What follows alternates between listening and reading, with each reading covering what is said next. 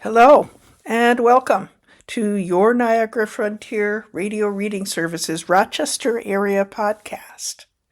My name is Jan Heineman, and today I'll be reading to you from the Rochester Beacon. Our first story from the Rochester Beacon comes from writer Jacob Schermerhorn and is dated May 29th, A Blue-Collar Kind of Blues. Bluesman Chris O'Leary's road has been long and winding, rooted in strong working-class values. That foundation is what inspired his latest album, Blue Collar. "I've lived the craziest life," says O'Leary, who will play a show at Fanatics Pub in Lima next month. This month, at the time of this recording, going to war, performing, and touring with the bands Levon Helm, befriending and learning from blues legend James Cotton, and now recording for Alligator Records. "It's something I'll never take for granted," he adds with an appreciative tone. Blue Collar features 11 original songs written and performed by O'Leary. The record ranges from downright mournful, with songs like Nothing But a Memory, to wry comic observations, as on the album's first single, Bad Decisions. I'll play you a little bit of the YouTube video of Bad Decisions here.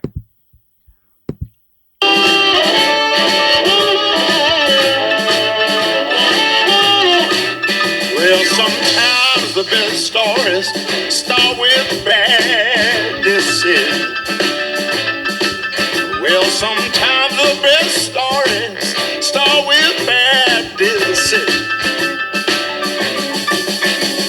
I'll be a little raw, be against the law, might even be against your religion. Well, sometimes the best stories start with bad decisions. That's a little bit of Chris O'Leary's Bad Decisions, which is featured on his new album called Blue Collar. Bad Decisions is classic blues fare, suggesting that even ill-conceived plans can, ironically, lead to good stories. O'Leary comically ties some of these experiences to the backdrop of the modern age, referencing going viral on TikTok after losing a drunken fight with a bouncer, for example. Born in Schenectady in the 1960s, O'Leary grew up with a music-loving father who played, quote, everything from Beethoven to Springsteen, he recalls. His father was responsible for getting his son hooked on the blues, most of all. A gift of Muddy Waters' Hard Again album inspired O'Leary to teach himself harmonica by listening to classics from the Chicago music scene. Following family tradition, he enlisted in the Marines in the 1980s and was deployed on active combat tours in the Middle East. The emotions of those experiences would be expressed through his own songwriting, O'Leary reflects. After leaving the military in the 1990s, O'Leary quickly found himself working through the Poughkeepsie music scene, a club gig in New Orleans, and eventually barnstorming, touring rapidly and extensively, with Levon Helm's band throughout the United States and Canada. O'Leary made his recording debut with harmonica on Hubert Sumlin's About Them Shoes in 2003. 7 years later, he released his first solo album, Mr. Used to Be, followed by 5 more. Even on his 6th album, O'Leary's creative energies are still working. The songs are all personal, all real life, he says. The Chris O'Leary Band will play at the Fanatics Pub in Lima on Tuesday, June 16th. Tickets are available online for $27. Copies of the Blue Collar album are available for pre-order until the album's official release on July 10th.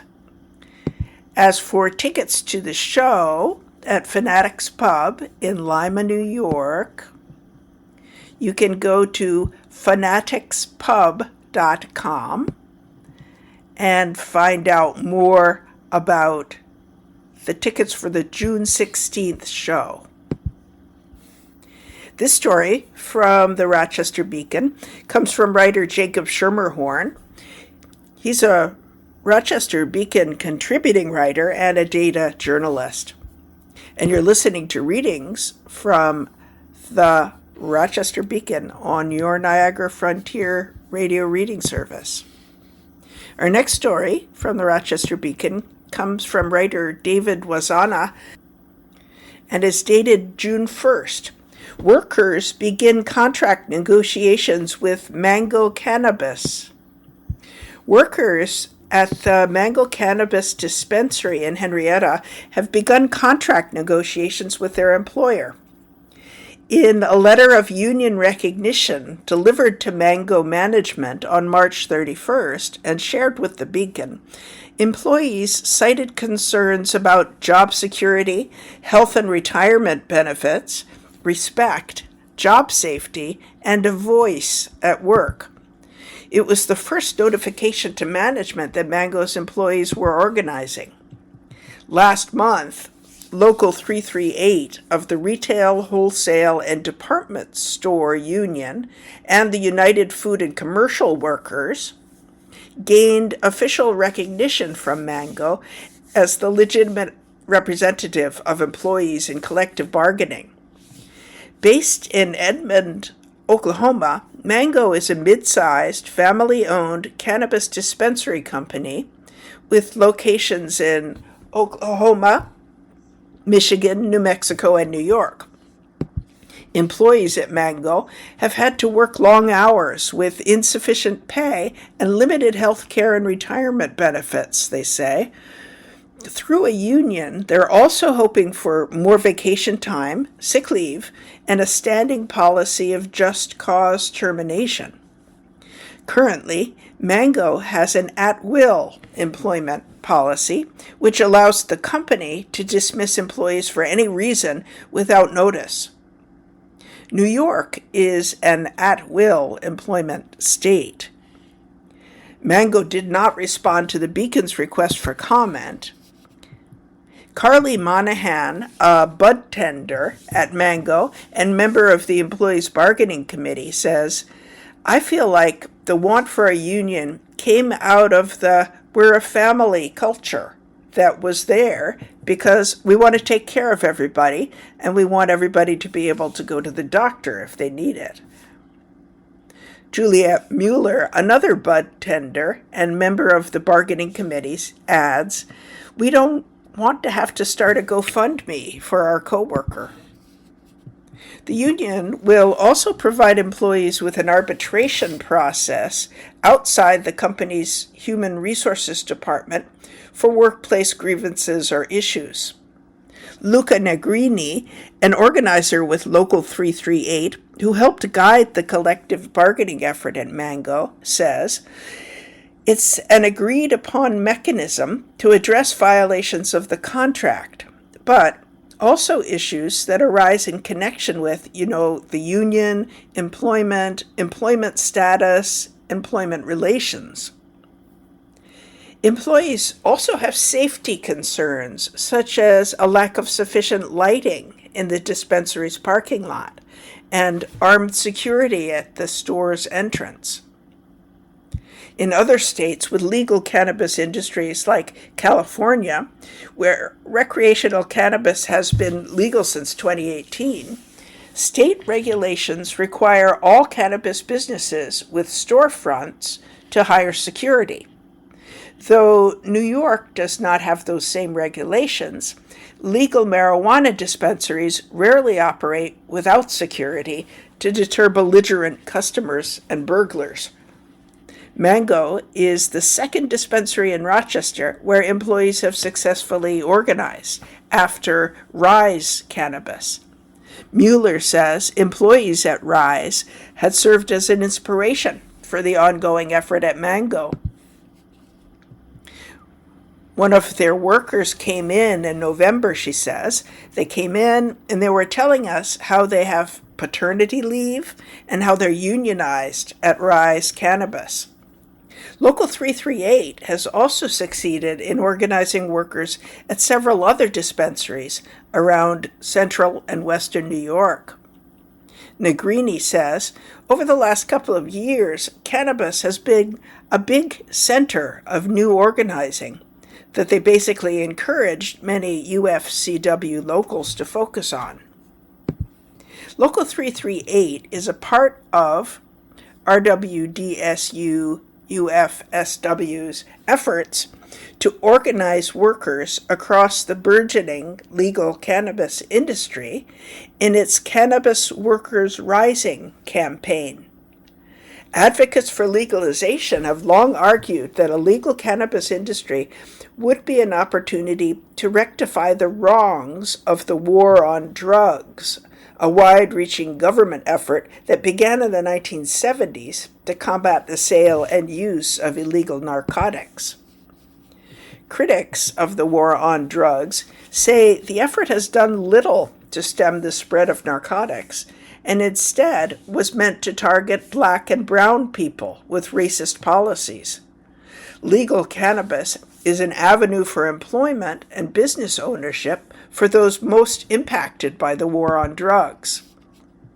Negrini observes, if we can, through unionization, basically force these employers to do the right thing by the workforce, we could be helping tens of thousands of families by creating sustainable careers.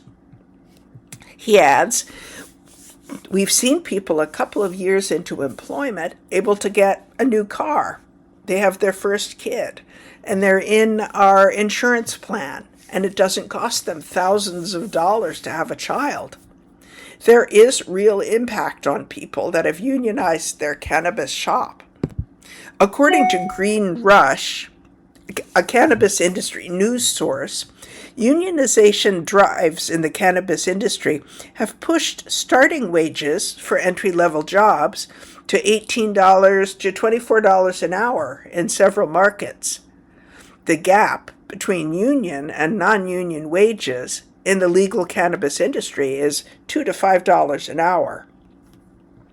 Unionization drives are also credited with providing more job security and health care benefits to employees in the highly volatile industry.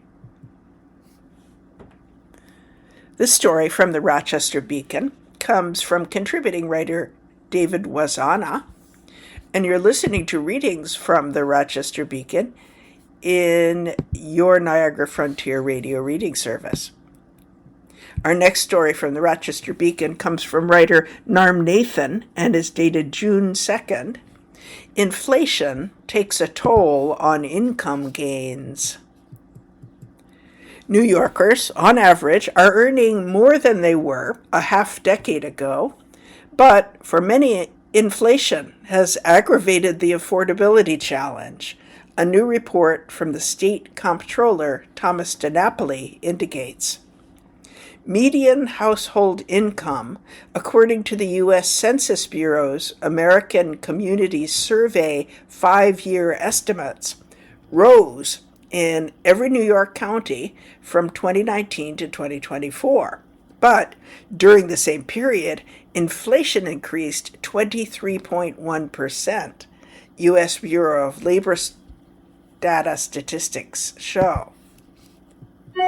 Adjusted for inflation, real median household income decreased in 23 of 62 New York counties, including 2 in the Rochester region, Genesee down 1.6%, and Wyoming down 3.3%.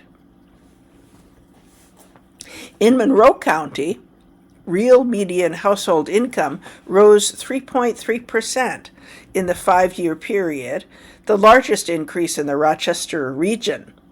Other counties saw smaller gains: Ontario 3%, Orleans 1.9%, Livingston 1%, and Wayne 1.8%. Statewide, the increase was 2%. New York's minimum wage increased on January 1st to $16 per hour, $17 in the New York City area, up 50 cents an hour, and the third straight annual increase. Starting next year, it will be indexed to inflation. Yet some, like the Worker Justice Center of New York and Citizen Action New York's Economic Justice Committee, say the increases are not enough to effectively combat inflation, and instead advocate for what they call a living wage. According to the MIT Living Wage Calculator, a living wage is defined as the hourly wage that enables a single full-time worker to cover the cost of their family's minimum basic needs where they live without additional public or private assistance. Under a defined living wage, a single worker in Monroe County would need to make $23.49 an hour to earn a living wage. That number jumps to $31.07 for individuals in a two-parent household with two children and both parents working.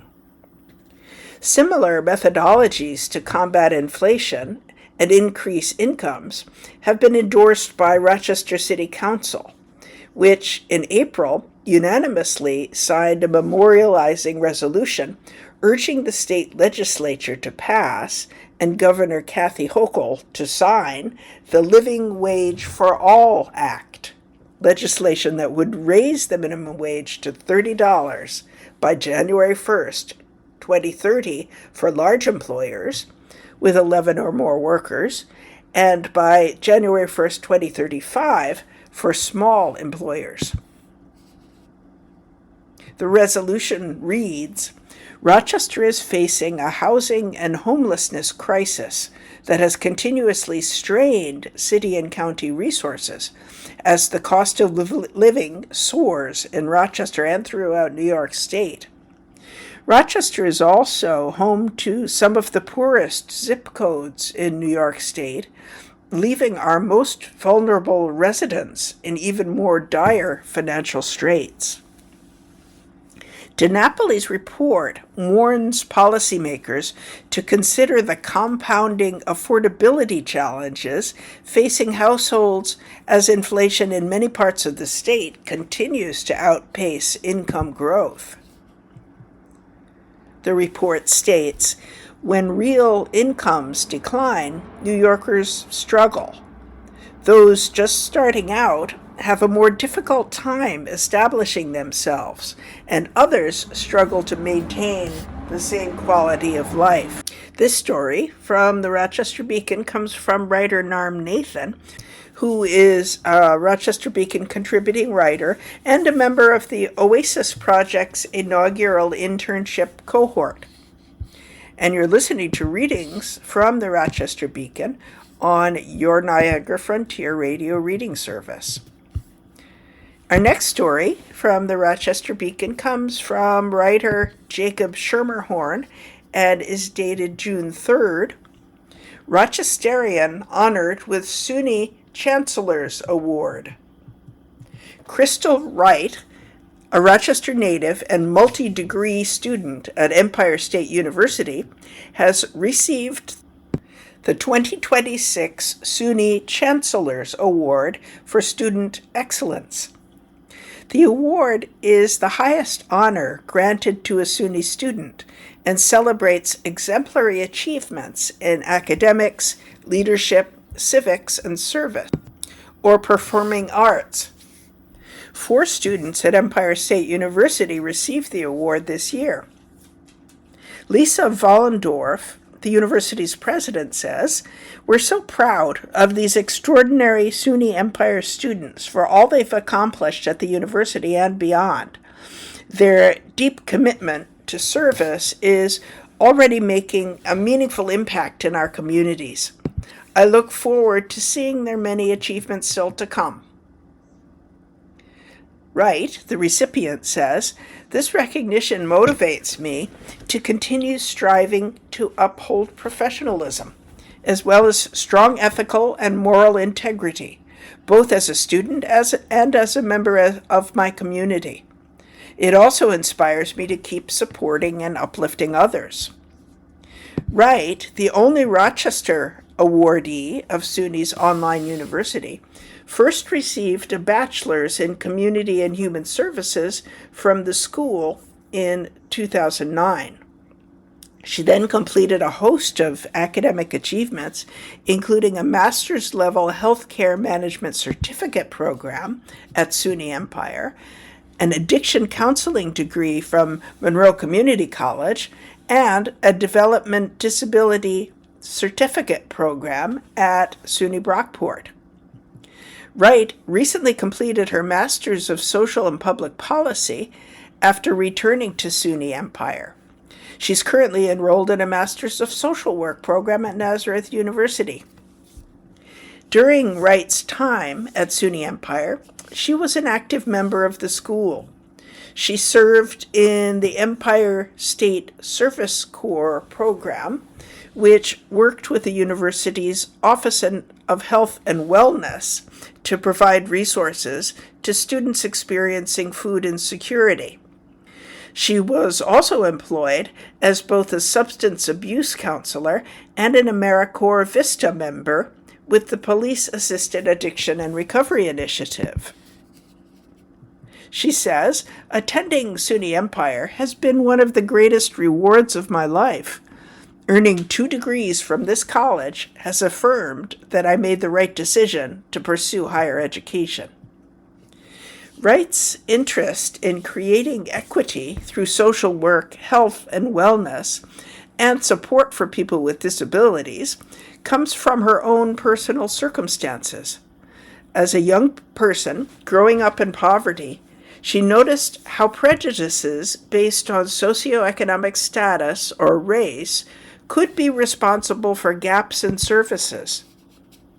Advocating for school services for her 2 children with disabilities was another impactful experience that led Wright to decide she wanted to help improve the system. More diverse voices and backgrounds will naturally help improve providers, she believes. When people are not really knowledgeable about your culture or your situation, she says, sometimes there can be miscommunication and misunderstanding. When I was growing up, I had some advocates, but I didn't have a host of individuals from the same ethnicity or from a background that would understand poverty in the same way and would understand, okay, we need tutors to get these reading levels on track, for example. While she believes overarching policy work is important for improving services, she is drawn to ground-level work and finds it is where she thrives. Wright points to her work with the unhoused community as an example. I think the more that community works together, the more that we won't stop. We won't think, okay, well, we just housed 1,500 people, although there's still 20,000 over here that needs to be housed. We're going to stop here because 1,500 are housed. No, we want that work to continue. Given her current educational success, it's ironic that Wright did not graduate from high school on time after failing an exam by 1 point. Reflecting on the embarrassing experience now, Wright says it was due to a lack of investment and hard work, as well as self-doubt about her own ability. I used to think, wow, my siblings are so smart. Why am I so stupid? I'm not getting it. Why are they getting it? I used to think like that, says Wright. My dad used to always encourage me. He used to always say, hey, what you put into it is what you're going to get out of it. And that education is something that no one is able to take away from you once you have it. Wright credits her own resilience after that morale-shattering experience and adds that supportive instructors and mentors were instrumental to her success. She hopes that her achievements can serve as inspiration for others in the future. Being able to win the Chancellor's Award with others recognizing that I've come a long way as a strong individual that has kept faith and continued to strive, it's amazing for me, she says. I think I'm able to be that role model who can give others hope and let them know we struggle, but we're also able to strive, work hard, and make life better. This story from the Rochester Beacon comes from writer Jacob Schermerhorn, who's a contributing writer and data journalist, and you're listening to readings from the Rochester Beacon on your Niagara Frontier radio reading service. Our next story from the Rochester Beacon comes from writer Narm Nathan and is dated June 3rd. State budget contains restrictions targeting ICE. The recently passed state budget gives New York a way to push back against federal immigration practices by limiting the scope of enforcement. Newly enacted legislation prohibits local law enforcement agencies across the state from entering into formal 287G agreements or similar pacts that facilitate collaboration with civil immigration enforcement purposes.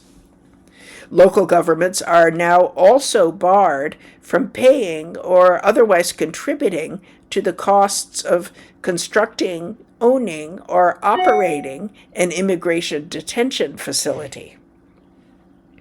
State, local, and federal officers cannot wear face coverings while interacting with the public in New York, excluding necessary tactical equipment, sunglasses, or medical masks.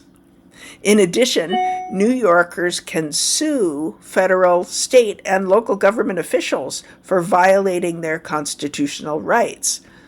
And immigration enforcement officers are largely prohibited from non-public areas of sensitive locations, including schools, libraries, and hospitals, without a judicial warrant.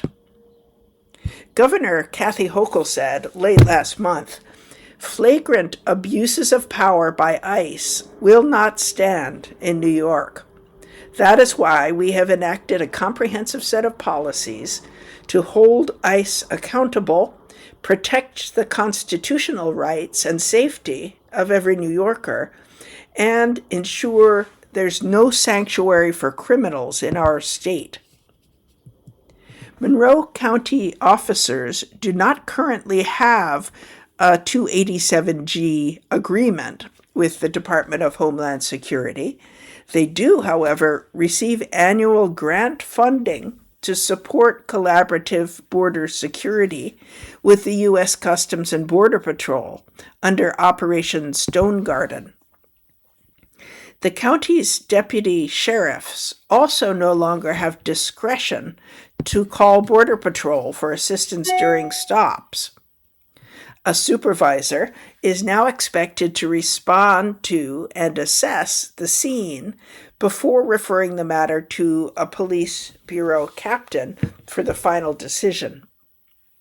The new restrictions could soon face tests. The New York Times reported that Homeland Security's general counsel wrote an internal memo telling agents that they were not legally required to comply with state and local mask prohibitions while carrying out the official duties. The mask ban and other provisions are also expected to face legal challenges. Though largely in support of the enacted legislation, statewide immigration advocates view the measure as a step below the proposed New York for All Act, legislation that would prohibit state and local government agencies from cooperating with ICE altogether. Murad Awadwa, president and CEO of the New York Immigration Coalition, says, "These important protections were achieved by the tireless advocacy of immigrant New Yorkers who stood up for their rights despite the unprecedented threats to their families. However, the legislative package falls short of offering comprehensive protections by continuing to permit informal law enforcement collusion with ICE and Border Patrol. We will continue to fight to end this harmful, informal collusion and call on Albany to step up and pass the New York for All Act in its entirety." This story from the Rochester Beacon comes from writer Narm Nathan, who's a Rochester Beacon contributing writer and a member of the Oasis Project's inaugural cohort. And you're listening to readings from the Rochester Beacon on your Niagara Frontier Radio reading service. Our next story from the Rochester Beacon comes from writers Narm Nathan and Jacob Schermerhorn and is dated June 3rd. Out-of-state dealers still dominate Rochester's crime gun supply. A majority of Rochester's recovered crime guns come from outside New York, though the number of recovered guns from within the state is rising. According to a new gun trace data report from the firearm advocacy group Brady. Mayor Malik Evans said at a press conference announcing this report, "I find it troubling that some of our own neighbors and business owners from the suburbs of Rochester are supplying a significant number of illegal guns that end up on our city and are used in a crime." The Gun Trace Data Report investigated nearly 2,000 crime guns recovered by the Rochester Police Department from 2022 through September 2025 and traced them to their initial source, gun dealers or ghost guns. The report follows up on Brady's initial work with the city in 2023. New findings are consistent with the findings of the initial 2023 report that most crime guns recovered in Rochester were first sold by dealers located outside the state, and about a third of Rochester's recovered crime guns were first sold less than 3 years prior to their recovery, and that a small subset of dealers sourced the majority of recovered crime guns. Many of these dealers are located in Monroe County. The Rochester Police Department recovered 2,411 crime guns and successfully traced 1,947 of those guns to dealers. A majority, 66%, were initially located out of state. A significant number of traced guns were also sold by dealers who are no longer in business. This is an increase from the initial 2023 report, where 57% of all recovered guns were from out of state. Gun traces themselves are trending upward. According to data from the Bureau of Alcohol, Tobacco, Firearms, and Explosives, there were 435 total traces in 2014. Based on the newest Brady report, a decade later, there were 688. According to the report, there remains a significant number of local dealers still in business, sourcing crime guns that move from the sales counter to the street in less than 3 years, a key indicator of trafficking. Mayor Malik Evans says, "I would also point out that the city of Rochester does not have any places that sell guns. I don't think we have any gun dealers within Rochester." Over the past 3.5 years, the share of crime guns that could be traced to New York dealers has risen from 1 in 5 to 1 in 3, 23% to 33%. Dealers in Georgia, Ohio, and Florida were the source of 1/4 of the guns recovered and traced in Rochester since 2022. Of the 1,150 dealers connected to traces from 2022 to 25, 202 dealers, or 17%, sold half of the 1,947 guns with successful traces.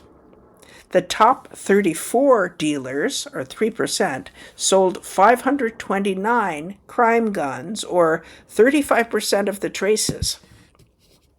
Ghost guns, unserialized guns that are assembled from separately purchased components, have grown more varied as legal measures have not fully slowed advances in development technology and manufacturers of gun kits continue to grow. The full report cannot legally be released under federal law, Evans noted.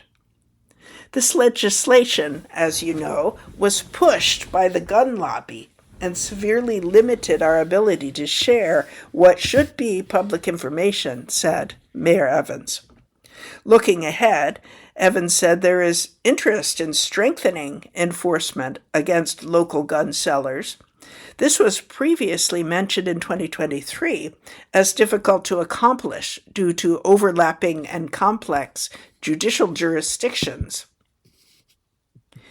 These gun dealers need to understand that their responsibility to their community does not end when they complete a sale or a gun leaves their store, Evans said.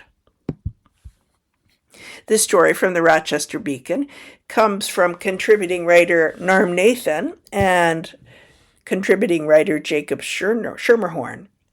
And you're listening to readings from the Rochester Beacon on your Niagara Frontier Radio reading service. Our next story from the Rochester Beacon comes again from writer Jacob Schermerhorn and is dated June 4th. GOP showdown in the 130th. In the slate of local primaries this month, the Republican contest in the State Assembly's 130th district could be among the most closely contested. Brian Mantkelo, who was first elected to the seat in 2018, decided not to seek re-election. 3 other Republicans, George Dobbins, Summer Johnson, and Mark Johns, are vying to represent the district, which spans the town of Webster and all of Wayne County. Underscoring the competitive nature of the race, Johns is endorsed by the Monroe County Republican and Conservative parties, while the Wayne County Republican and Conservative parties, as well as Mantkelo himself, have endorsed Dobbins. The youngest of the 3 candidates, Dobbins, was born in Lyons, where his family still owns a pharmacy. He returned to his hometown after studying law at Georgetown University and currently commutes to Rochester for his real estate law career. While he worked on Mantkelo's 2016 campaign for state senate, Dobbins, unlike Johnson and Johns, has never held elective office. He says, "The emphasis of this campaign is, it's time for a new generation of Republicans to have its voice heard. If we want young people to stay and move back to the 130th district, you should have someone's perspective who's from that generation." Johnson was elected Marion Town Supervisor in an extremely close 2023 race, edging her opponent, Mike Kramer, by 20 votes. She served 1 term in that position. In 2025, Kramer received the Republican Party nomination and defeated Johnson, who ran on the Conservative and Renew Marion party lines. In this race, Johnson says, her views best reflect the beliefs held by voters in the district. If you take a look at our map, she says, we are a very red district in the middle of purple and blue districts. So we're used to holding the line here. We went 61% for Donald Trump in 2024. Those beliefs are some of the core principles of the people who live in the 130th, and I am best to represent that because that's how I live my life. She adds, if you were to put my past 10 years next to George Dobbins or Mark John's 10 years, it would be clear who's on top of living those principles. Of the three candidates, Johns has by far the most experience in elected office.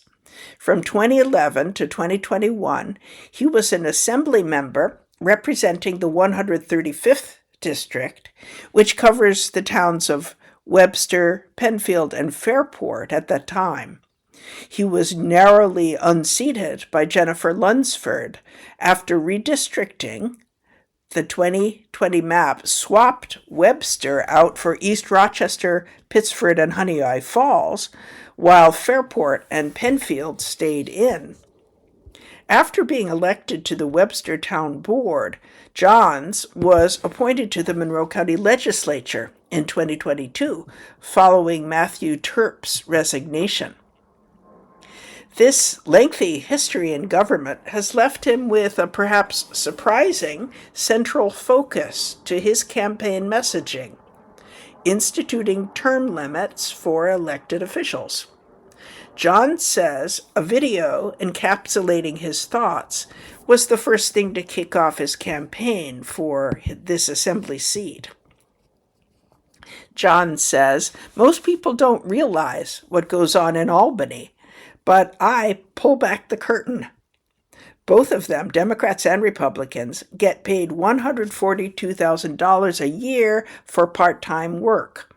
They're only there from January to the first week in June. They get 3 weeks off during that time, multi-million-dollar pensions, health care for life.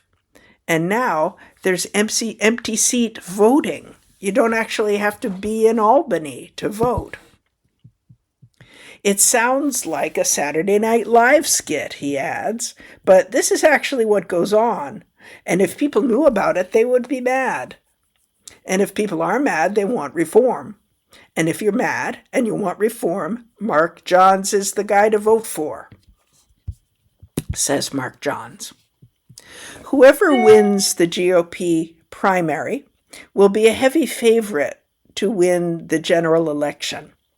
Republican candidates have won the district since 1855, the year after the party was founded. According to the State Board of Elections, registered Republicans make up 38% of all enrolled active voters in the 130th district, compared to 26% for Democrats. Monroe County is almost the polar opposite, with 41% Democratic and 25% Republican enrollment. Like other parts of the Rochester area, the district has seen a rise in unaffiliated voter enrollment over the last decade or so. 2 Democratic candidates will face off in their party's 130th district primary. Carl Fitzsimmons is a veteran and an engineer who worked in telecommunications. Joseph Lamanna was part of United Auto Workers leadership and most recently unsuccessfully ran for town council in Williamson. He ran as a Democrat, but was backed by a number of local Republican leaders in that race. Affordability is key. Among the key issues the 3 Republican candidates see in the 130th district affordability and lack of economic opportunity is a through line. Dobbins says, in Wayne County, you see the same thing that you see all over the country, right? Factories are closing down. There are fewer and fewer middle-class jobs for people, and so they're moving away. You have this brain drain and family drain, so it becomes harder and harder for institutions, churches, civic clubs, or even small businesses to survive because there's fewer people. And then, because of that, fewer and fewer people want to stay in that area. They want to go somewhere. So it's not great. According to census data, the Wayne County's population has declined slightly, but remained relatively stable over the past 2 decades at around 91,000 people. However, that population skews older than the statewide average. 22.3% of county residents are 65 years and older, compared to 18.9% statewide. Webster's population, on the other hand, has actually grown from around 37,000 in 2000 to 45,000 today. It has a slightly more balanced age range than its rural neighbor, but its older population is still proportionally higher than the rest of the state. Recently, Newark Wayne Community Hospital, part of the Rochester Regional Health Network, announced plans to close its inpatient labor and delivery services. It is the only hospital serving Wayne County, which means Wayne now joins Seneca and Yates counties as birthing deserts, underlying the county's shift toward older residents. This aging of the region concerns Dobbins, who would like to see other young families like his be able to afford living in Wayne County. He thinks that, similar to urban areas, rural areas face an affordable housing shortage. While farms are integral to the region, a 2022 U.S. Department of Agriculture census found that Wayne County had the third most farms in the state. There is undeveloped, unused land that could be suitable for building. Dobbins says, look, boomers are slow to get out of their houses, which is fine. I have a house I love in Lyons, and I'd have to be dragged out of it myself before I left. But if that's the case, we need to have a process to make it easier in New York to build more single-family houses. In small communities, even 15 new young families will have a huge impact on a school district, on a tax base, and on local businesses. But it's hard right now. In addition, the 3 candidates identify energy costs as another huge challenge for their constituents, laying the blame on Governor Kathy Hochul and the Climate Leadership and Community Protection Act, signed into law by then-Governor Andrew Cuomo in 2019. The fiscal 2027 state budget, which recently was approved 2 months past its deadline, amended the CLCPA by delaying climate emissions targets and regulations, much to the chagrin of environmental activist groups. This move, made in the name of affordability, is not particularly impressive to the Republican candidates. Johnson says, some of these bills I'm seeing are more than a mortgage for simple electric costs, and it's unsustainable. Residents are struggling, and they're scared, and they want answers, and they need help. A $200 rebate check from the governor's office is not going to cut it, okay? We need immediate relief.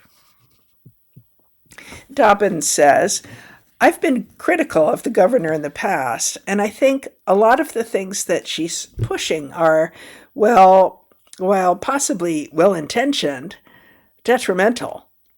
The CLCPA is going to cost the average upstater $4,000 more a year. I know the people in Wayne County, and I know a lot of them can't afford an extra $4,000 a year to heat their house. The Trump effect. Recent actions taken by the current Republican administration in Washington have also put stress on energy prices. Operation Epic Fury launched strikes into Iran by the American military in February. Since then, there has been a standoff at the Strait of Hormuz, a choke point that transits 25% of seaborne oil trade, according to the International Energy Agency.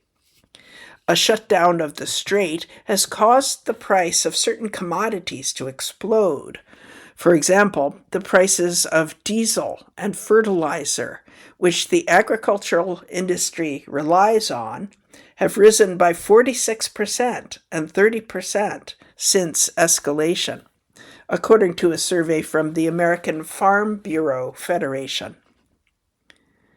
John says, citing recent interest in nuclear power for Wayne County, "It's true the state of Hormuz is not helping anybody right now, but the point is, what if we had already thought ahead?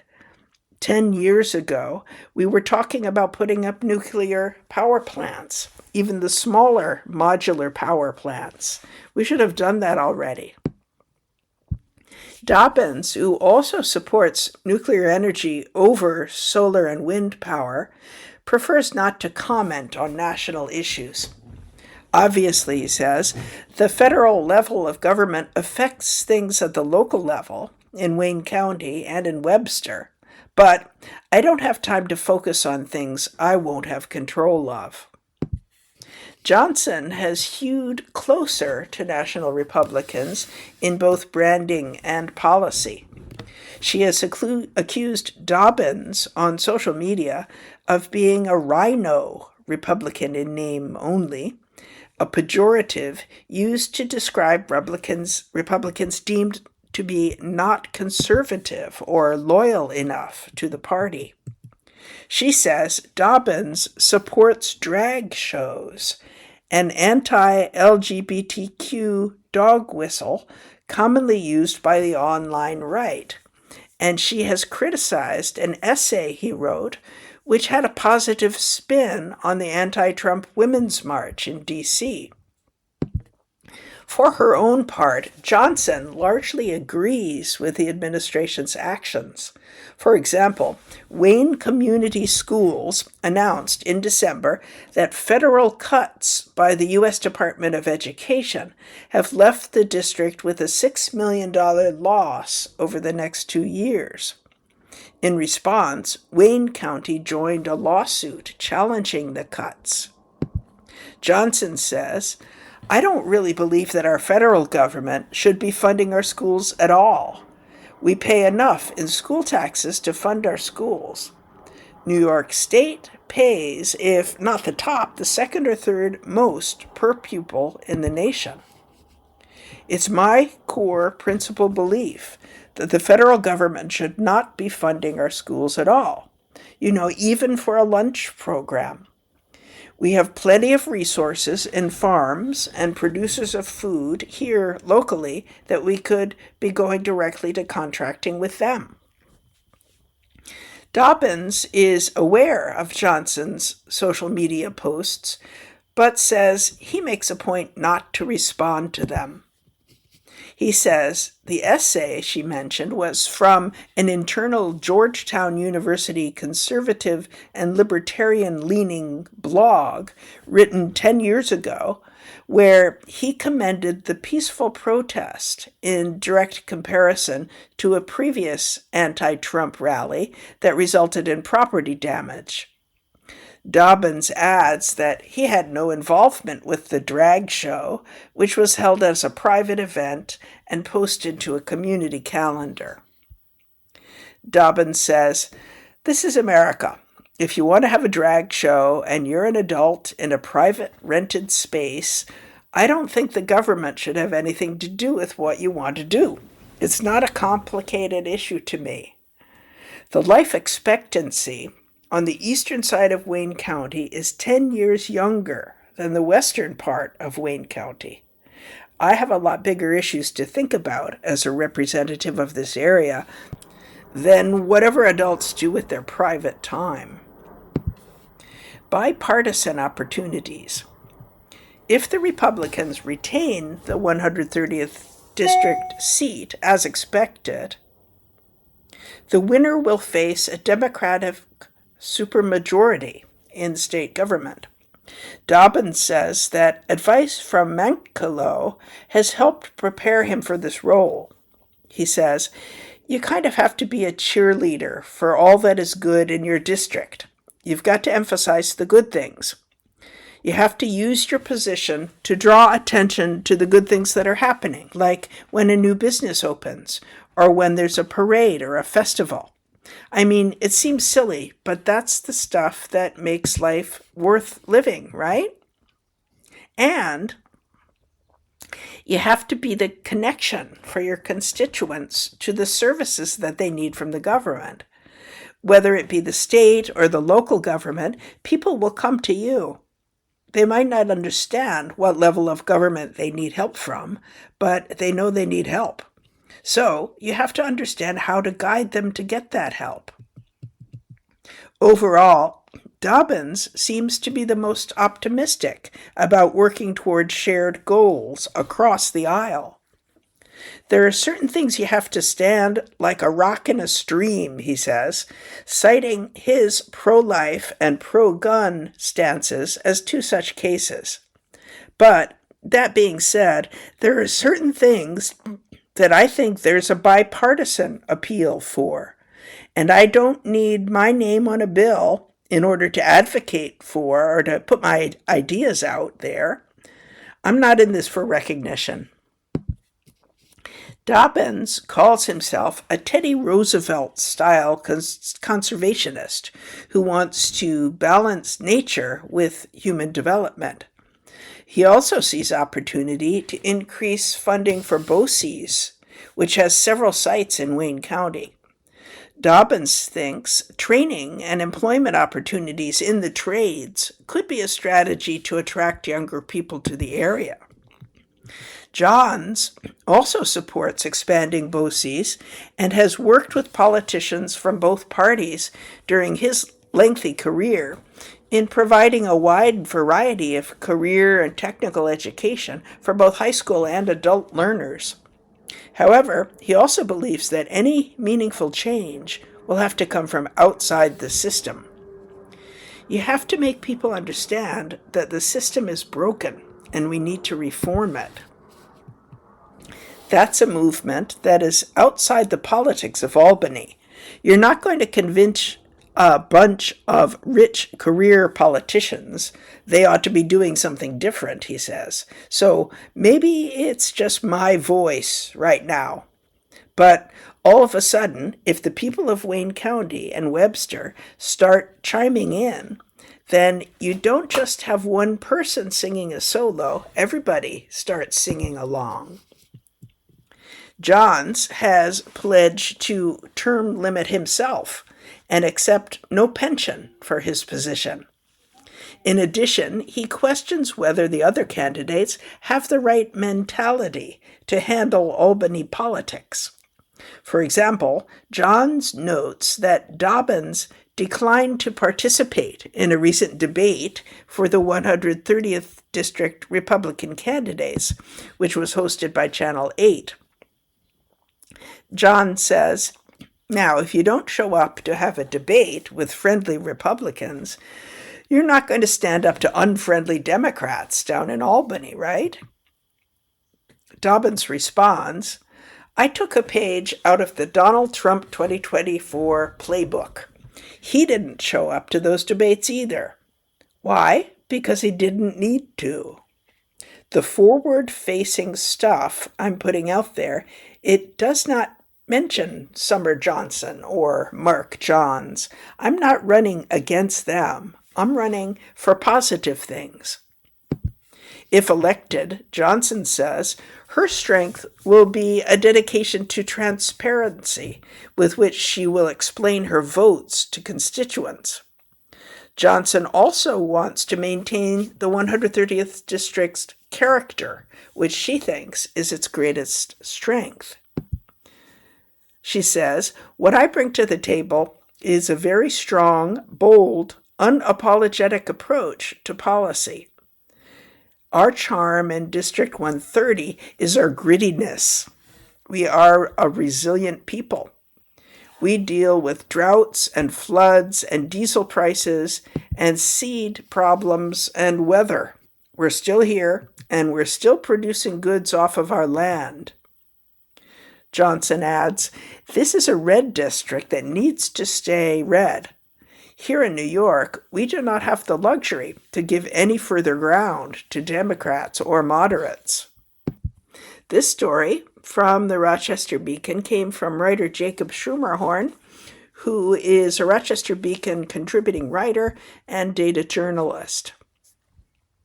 The Beacon welcomes comments and letters from readers who adhere to their comment policy, which includes the use of their real full name.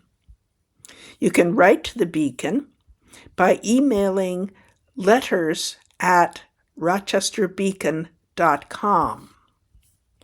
And you've been listening to readings from the Rochester Beacon on your Niagara Frontier radio reading service. My name is Jan Heineman. Thank you for listening today, and I hope you can come back and listen again in the future.